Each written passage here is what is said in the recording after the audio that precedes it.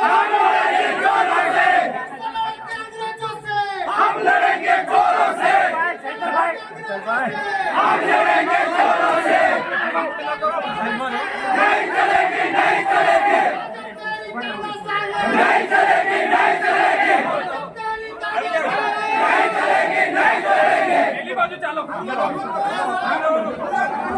Police तेरी दादागिरी नहीं चलेगी, नहीं चलेगी, पुलिस तेरी दादागिरी नहीं चलेगी, नहीं चलेगी, सरकार हमसे डरती है, पुलिस को आगे करती है। નર્મદા જિલ્લામાં એક બાજુ આધાર સેવા કેન્દ્રના સર્વર ઠપ છે, કેન્દ્ર બંધ છે. એક બાજુ આયુષ્માન કાર્ડ હોય, રેશન કાર્ડ કઢાવવા માટેના સર્વરો બંધ છે, ઓફિસો બંધ છે. અમે ખાડા પૂરવા માટેની રજૂઆતો કરીએ છીએ, ખાડા નથી પૂરાતા. પ્રધાનમંત્રી આવાસ યોજનાના ઘણા લોકો પેન્ડિંગ છે. નળ સે જલમાં પાણી નથી આવતા. યુવાનો બેરોજગાર છે. અહીંયા શિક્ષકોની ભરતી આ વહીવટી તંત્ર દ્વારા કરવામાં નથી આવતી. અને છેલ્લા 3 દિવસથી 9 તારીખથી લઈને નર્મદા જિલ્લા વહીવટી તંત્ર દ્વારા બીજેપી સભ્ય અભિયાનમાં જોડાવા માટેની ઝુંબેશના રૂપે કામગીરી ચાલે છે. અમે ગઈકાલે 17 જણને ગામડાઓમાં રોક્યા. એમના આઈડી કાર્ડ જોયા તો ટીડીઓ શ્રીએ જાતે બીજેપી સદસ્યના એક કર્મચારીના કાર્ડ બનાવ્યા, એમના પરથી ઓટીપી લઈને એમની નોંધણી કરી. તો દરેક જિલ્લાઓમાં હવે ભાજપના કાર્યકરોને લોકો ઉભા નથી રાખતા, એટલે હવે કર્મચારીઓને ટાર્ગેટ આપવામાં આવ્યો છે. અમારે ડેડિયાપાડાની વાત કરું, મનરેગાને 13,000નો ટાર્ગેટ છે, તલાટીઓને નાના સેજાવાળાને 500 અને મોટા સેજાવાળાને 800નો ટાર્ગેટ છે. એવી રીતના ડીઆરડીના તમામ કર્મચારીઓ છેલ્લા 3 દિવસથી સભ્ય નોંધણીની કામગીરી ઝુંબેશના રૂપે કરે છે. એના પુરાવા અમે આજે ડીડીઓ શ્રી, કલેક્ટર શ્રી અને એસપી શ્રીને આપ્યા છે. જો આ લોકો પર કાર્યવાહી નહીં કરવામાં આવશે તો આવનાર દિવસોમાં મોટું આંદોલન થશે. પ્રશ્ન અહીંયા એ ઉપસ્થિત થાય છે, શું નર્મદા જિલ્લા વહીવટી તંત્રનો પગાર શું ભાજપની કમલમ ઓફિસોમાંથી આવે છે? તો કેમ આ ઝુંબેશના રૂપે આટલા બધા કર્મચારીઓ ગામડાઓમાં સભ્ય નોંધણી માટે નીકળી પડ્યા છે? તો એની રજૂઆત માટે આજે અમે આવ્યા હતા. દિન 5માં જે પણ કર્મચારી ઉપર કાર્ડ બન્યા છે, જે પણ કર્મચારી આ ઝુંબેશ ચલાવી છે, એમને પર કાર્યવાહી કરવાની કલેક્ટરશ્રીએ અમને બાહેધરી આપી છે, ડીડીઓશ્રીએ પણ બાહેધરી આપી છે. જો કાર્યવાહી નહીં થશે તો દિન 5 પછી હજારોની સંખ્યામાં અમે ફરી અહીંયા આવીશું અને ઉગ્ર આંદોલન અમારું આગળ. અધિકારી નામ શું કયા અધિકારીઓ? ટીડીઓશ્રીએ સોમવારે 9 તારીખે મિટિંગો લીધી, ડેડિયાપાડા, સાગબારા તમામ ટીડીઓએ, અને એમણે કીધું કે ડીડીઓશ્રીની સૂચના છે. અમે પોતે પૂછ્યું, ડીડીઓશ્રીની સૂચના છે, અને ટાર્ગેટો આપ્યા, લક્ષ્યાંક આપ્યો, અને ઝુંબેશના રૂપે કામગીરી ચાલે છે. આજે પણ બધા કર્મચારીઓ ગામડામાં છે.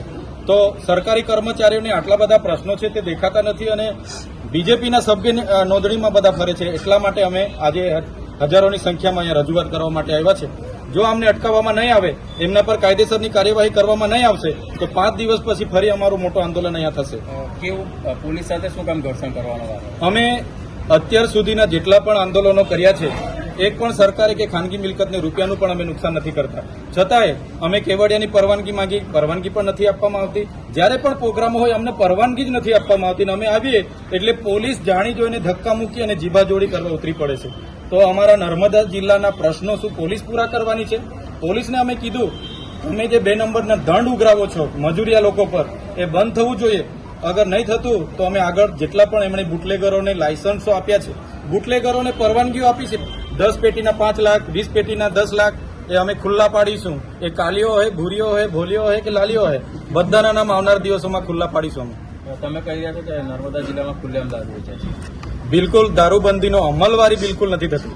કેટલી વાર અમારે ધારણા પર બેઠવું પડ્યું દારૂના માટે. અહીંયા આઈજી સાહેબનું ઇન્સ્પેક્શન હતું, ત્યાં પણ અમે કીધું, છતાં પણ કોઈ નિરાકરણ નથી. એટલે પોલીસને અમારી વિનંતી છે કે પોલીસ હોય કે તલાટીથી લઈને કલેક્ટર કે અમારા જેવા ધારાસભ્ય, આપણે બધા પ્રજાના નોકર છે, પ્રજાના પરસેવાના ટેક્સના પૈસે આપણને પગાર મળે છે. આપણે ક્યારેય પ્રજા પર માલિક નહીં બનવાનું. બધા સાહેબગીરી કરવા લાગેલા છે. એટલા માટે જ આજે અમારે ઉગ્ર સ્વરૂપે રજૂઆત કરવી પડી છે. આ બાબતની એસપીને રજૂઆત કરવામાં આવી છે. આ બાબતની આજે એસપી સાહેબ સાથે રજૂઆત કરી છે. આવનાર દિવસોમાં કેટલાક ચેકપોસ્ટો આરટીઓ દ્વારા અને પોલીસ દ્વારા ઉભા કરવામાં આવ્યા છે, એની પણ અમે તપાસ કરીશું.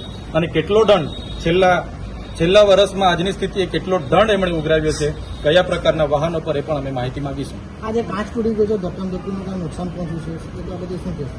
હવે કાચનું મને બહુ આઈડિયા નથી, પણ ગેટ બંધ હતો એટલે ગેટો બી કૂદીને ગેટો ખોલાવીને અમે અંદર ગયા છે. કયા અધિકારીઓ ભાજપના સભ્ય બનાવવા માટે TDO ભૂમિકા ભજવે છે અને નામ શું છે?